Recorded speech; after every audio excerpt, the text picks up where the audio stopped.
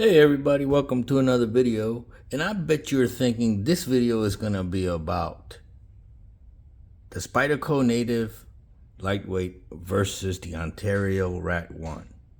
No, this is not a versus or comparison video, okay? This is a long-term review of the Spyderco Native Lightweight knife and a long-term review of the Ontario Rat 1 knife. And why is it not a comparison video or a versus video? Well, because it would be unfair to pit these two against each other in this review, because I used both knives in a totally different manner. All right. And it may sound a little bit like a comparison or a versus video at certain points of this video, but I assure you it is not. Number one, let me explain. I use this knife when I need something absolutely sharp and something absolutely precision oriented, okay? And the reason I do that is because this blade came sharp as a razor from the factory. Okay, it is by far the sharpest knife I have ever owned that came straight from the factory. Okay, and it is still to this day very, very sharp.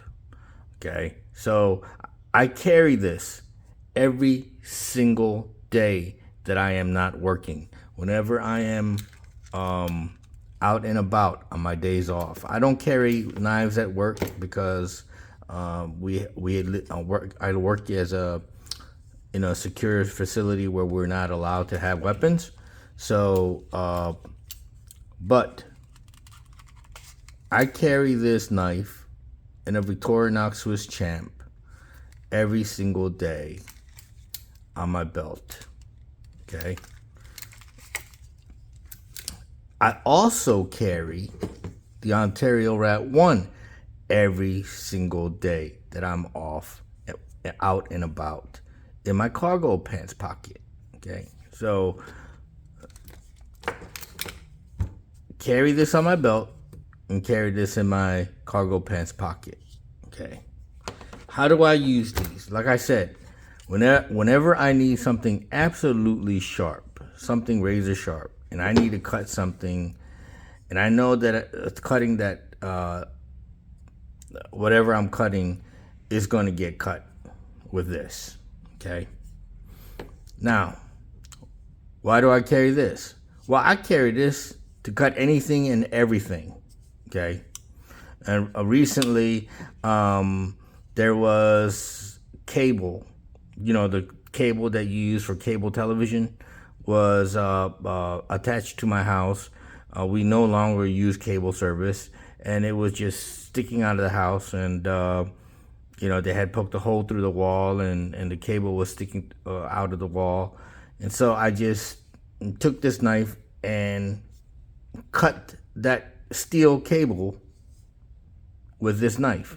Okay, now that created a pit or a ding or chip, whatever you want to call it, right here in the edge. All right.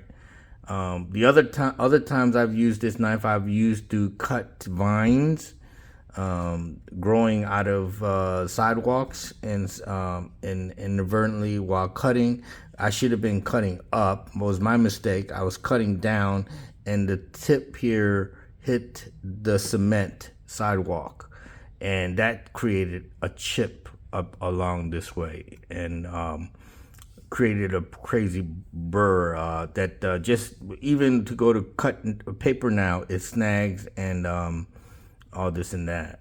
Okay, despite all that, the blade remained somewhat sharp. Okay, and still usable to cut whatever I need to cut. So I do not fear trying to sharpen this blade myself. I strop it, I sharpen it, I take it to stone. Whatever I need to do to make this blade cut better, I'll just do whatever I can. And I'm not scared to ruin it or mess it up. It's a $55 knife. It's still expensive in my book for a pocket knife, and I'm not gonna totally just trash it, but I will. I mean, I'm gonna take care of it to a certain degree, okay, the best I can, but I'm not gonna worry about it not being perfect. Now, this knife is a $130 knife, okay.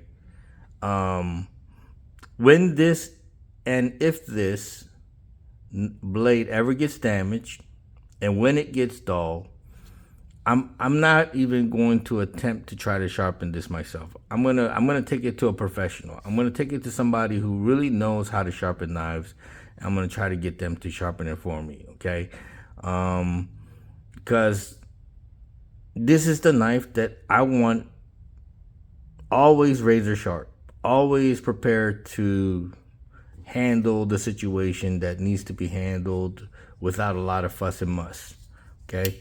This, like I said, I'm just gonna use this to cut things that you shouldn't even be cutting with a knife, but I will, because this is the knife that I'm gonna just use to get the job done, right? So, my review of this knife. What do I think about this knife so far?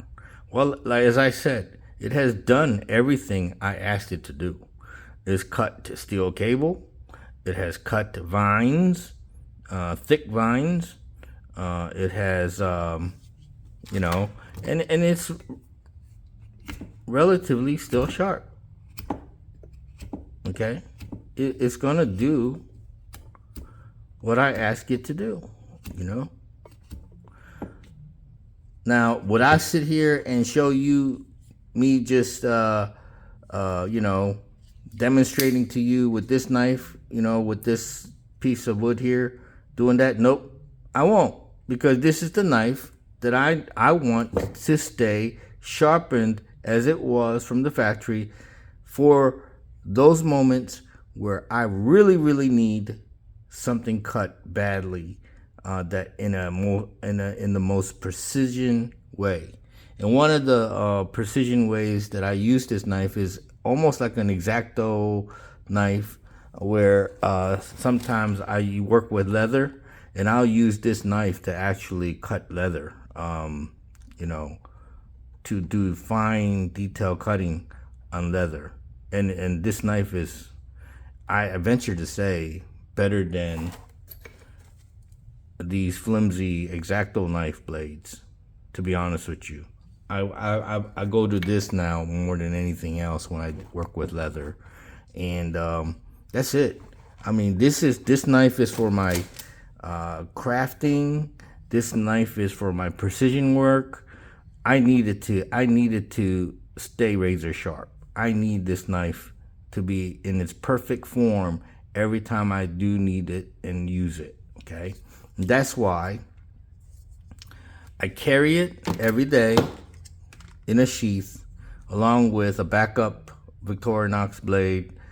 If I want to whittle around, mess around, just play around, this and this is what I have. If I need to get the job done, a serious work, when I'm working on something that needs perfection, this is what I go to. So this is always in here to basically as a standby for the times when I need to impress.